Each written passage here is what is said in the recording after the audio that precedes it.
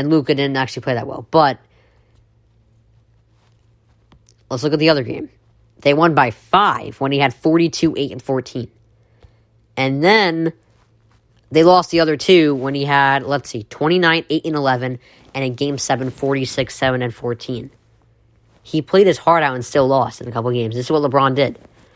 And Luka, I think he said, the answer to that question when he was asked about, will you sign a contract extension?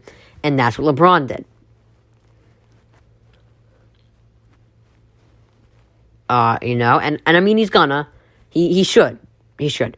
I mean, you can't just jump to conclusions this early in your career that, I'm never gonna win Despite the fact that I'm young, I'm never gonna win a championship here, I mean, you gotta give it some time.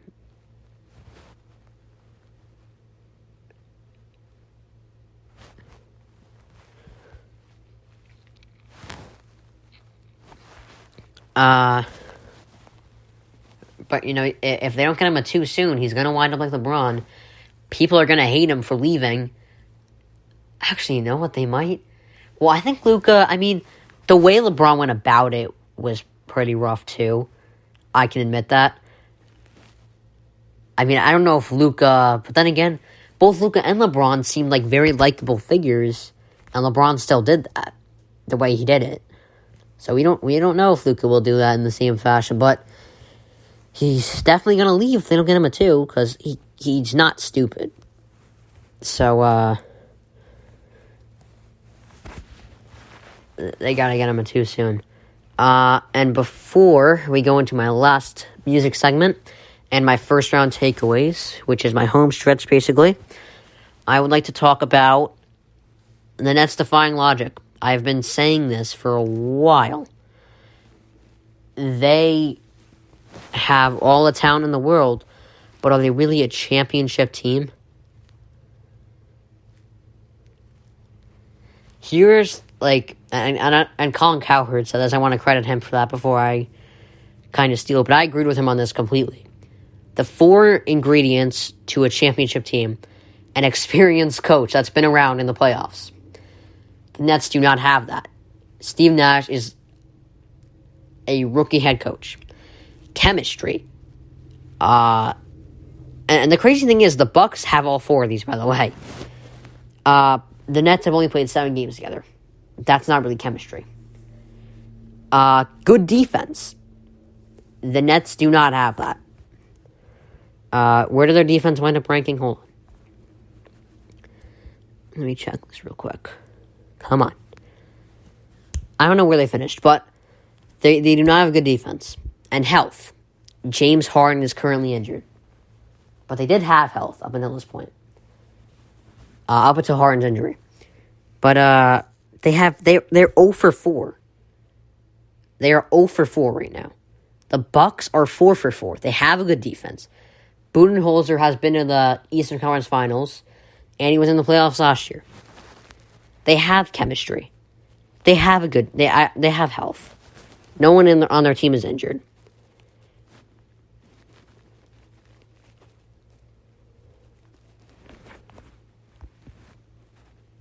So, it's crazy how they're winning. And they won. Harden was out early. It's not like Harden played 3 quarters and then they just had to hold their own for 1 quarter. He exited early. But they're winning. It's crazy. Because, like I said, Milwaukee has all of that. And they can't beat the Nets. And it is possible that I am wrong about this. But, I don't understand. They should not be beating the Bucks right now. They just shouldn't. It's real simple. Alright, final music segment, and then my takeaways. Alright. So Rob Pelinka said that the Lakers' goal this offseason is to keep the main core together. Now, to me, I don't know what that is, because, I would think before the season, the main core was Harrell, Schroeder, AD, LeBron, and maybe Kuzma. But I called that terribly. Because now the Lakers, I don't know what their main core is now. Because, I mean, Schroeder played very well in Game 6. I think they keep Schroeder. I don't think they let him walk. But, I mean, this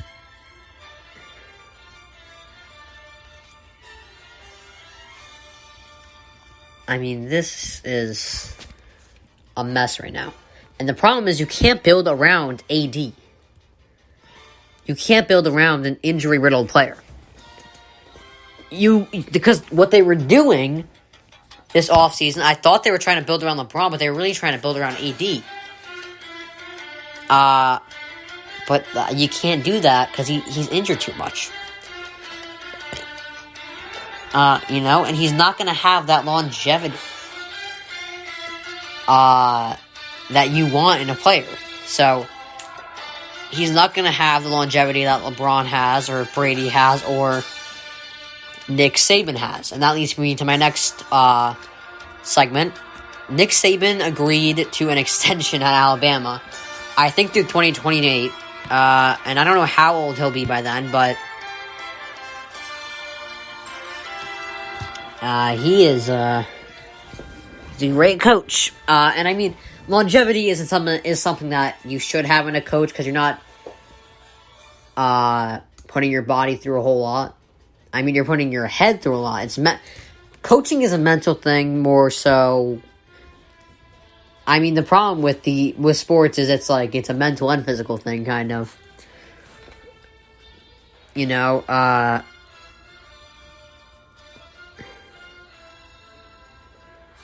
That's what puts them through much. It puts them through a lot of stress and it beats their body up, But as a coach, it's more mental, and the problem is the mental aspect of coaching is a lot. But Saban is doing a great job, and I'm sure Alabama's going to stay on top with him as long as he's there.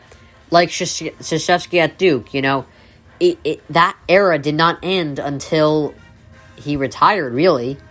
Until his last year there, which is now. But, actually, no, hold on. He has one more year. But until last year, the era of Krzyzewski did not end. Alright. So Logan Paul and Mayweather fought yesterday, and Logan Paul, I was kind of impressed. He was better. He was a better fighter than I thought he was.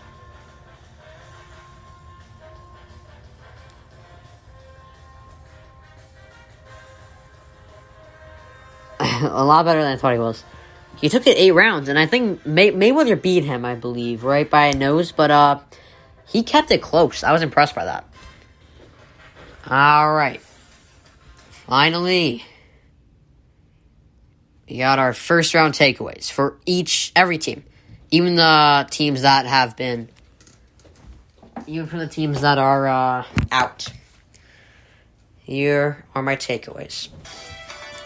So, the Sixers, Embiid needs a doc. And not Doc Rivers. He needs a doctor. He's currently injured right now. We don't know if he's going to be back for Game 2.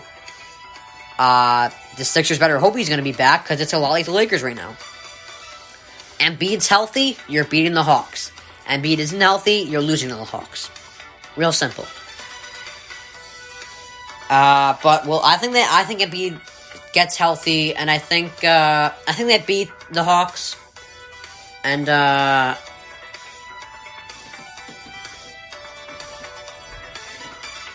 I don't know who they're going to meet in the Eastern Conference Finals, but it's going to be tough.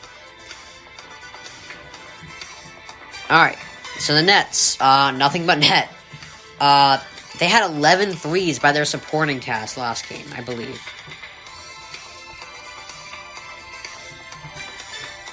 Hold on, I'm just going to fact check myself there.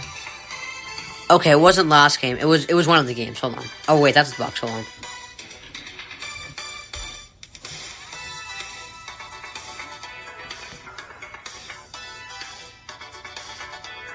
Yeah, but their supporting cast dominated last game. And they can shoot really well, and if I don't even know if they need Harden to win this whole thing. I mean, I don't think they beat Milwaukee, but it's going to be tough to. It's tough to bet against them right now. It really is. They really look like a team that can go the distance. Bucks, I think it's pretty obvious what the takeaway from this is. Middleton is a concern here. Again, you're going to want your number 2 to play well.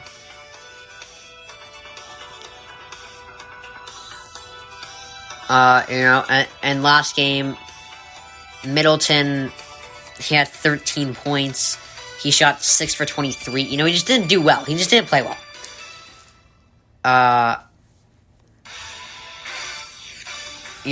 And that's not going to work. You got to take advantage of this James Harden injury. If Middleton flourishes and plays well, then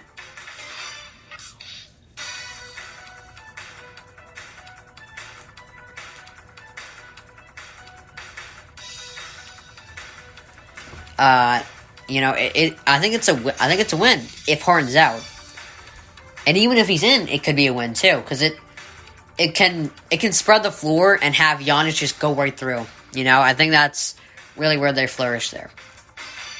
Alright, the Hawks. Ice Trae is on fire. Yeah, 30 points in his first road playoff games. He dominated the Knicks. Nate McMillan and the Hawks are 30-12 since he joined.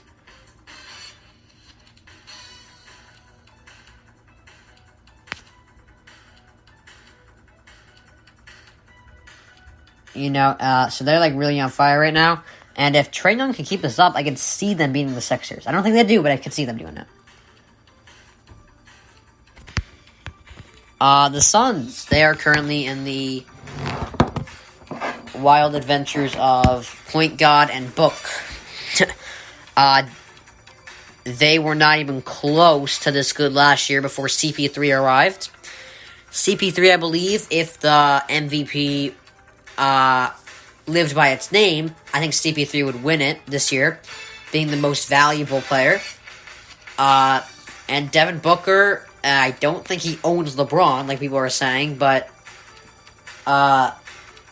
he definitely did a great job in the first round, and he played well. He outplayed LeBron and the Lakers, So, I mean,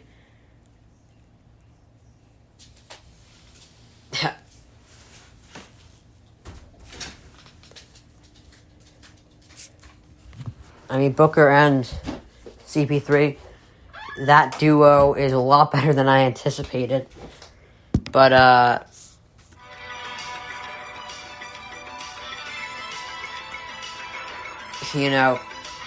if they can carry that, like I said, if their supporting cast remains as good as it is, I can see them winning this whole thing.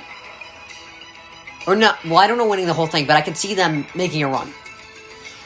Anyway, on to the Nuggets. They can go all the way, but injuries could easily get in the way. Jamal Murray's injury is tough, but they've done a great job without him. But injuries keep piling on, and that's going to be an impact, but we don't know. We don't know what they're going to have. I can see them. I think they could beat the Suns, but if they do, it's going to be they're going to just squeak by them and probably lose in the Western Conference Finals. On to the Clippers. Kawhi not. I did not think they had any chance of winning this whole thing after they went down 2-0, but now I can see them winning it. I don't think they do, but I can see them winning it. Kawhi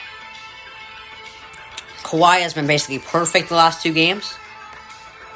If he can keep that up, we've seen him do it before. Once he gets on fire, remember 2019, that playoff run? He got on fire and he led them to the championship. Alright, The Knicks were offended by